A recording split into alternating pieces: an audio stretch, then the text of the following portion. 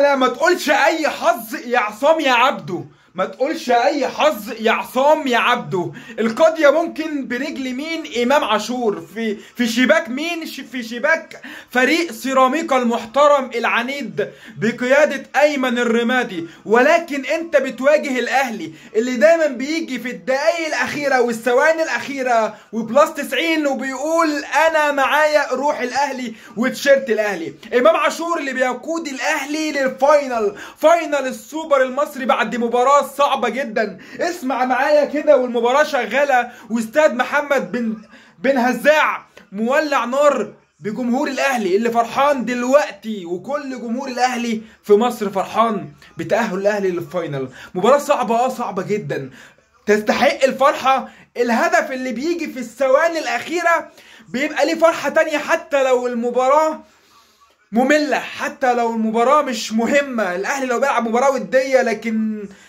جه هدف في الدقايق الاخيره تلاقيك فجاه بتفرح، ما بالك بتلعب في سيمي فاينال السوبر المصري ولاول مره بنظام السيمي فاينال والفاينال، وبتكون امام فريق سيراميكا المحترم العنيد بقياده ايمن الرمادي علشان امام عاشور يقود الاهلي الى فاينل السوبر المصري. وفي الدقيقه 94 بيروحوا انطلاقه من ناحيه الشمال وبيخبط مع الباك رايت وبيروح عشان يدخل ويلعب بالعرض، لخبطه في الخط الدفاعي ما بين بسام وبيدخل كريم فؤاد. ولكن امام الموهوبين كان على حازي امام الزمالك، ولكن دلوقتي امام عاشور اللي في الاهلي بياخد طبعا الاهلي وبيروح للفاينل. مباراة فيها كلام فنيات كتير، تغييرات كتير، خروج لعيبة من التشكيلة ثم دفعوهم، موديس اللي بينزل وكهربا اللي قاعد.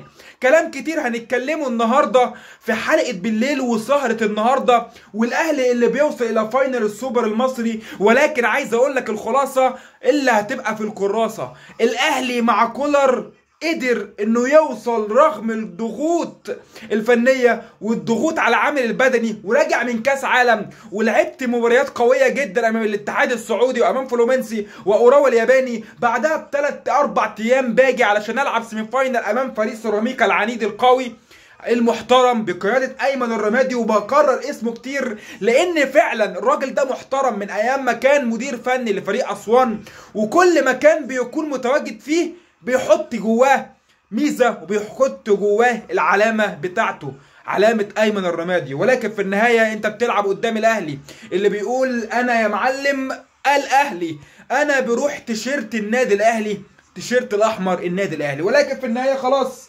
الاهلي الى فاينل، مباراة خلاص بتنتهي اهو، والاهلي الى فاينل السوبر المصري امام فريق فيوتشر. نفس التوقع اللي قلته امبارح في حلقه امبارح وتوقعات سيمي فاينل السوبر المصري، قلت لك فيوتشر هتكسب بيراميدز وقلت لك الاهلي هيكسب سيراميكا، وبالفعل فيوتشر بيوصل على حساب بيراميدز والاهلي دلوقتي خلاص بيوصل على حساب سيراميكا، والاهلي وفيوتشر في الفاينل يوم 28. كفايه عظمه لحد كده، واستنوا بالليل حلقه قويه نتكلم فيها ونحتفل مع الناس الاهلاويه بتأهل فريقهم الى فاينل السوبر المصري، وكولر على ابواب بطولة جديدة وكتاب تاريخ النادي الاهلي بيضاف فيه اسم مارسيل كولر، مش فايلر سوري، يعني اسم فايلر في دماغي، ولكن مارسيل كولر بيكتب اسمه داخل كتاب تاريخ النادي الاهلي بانجازاته اللي مستمرة.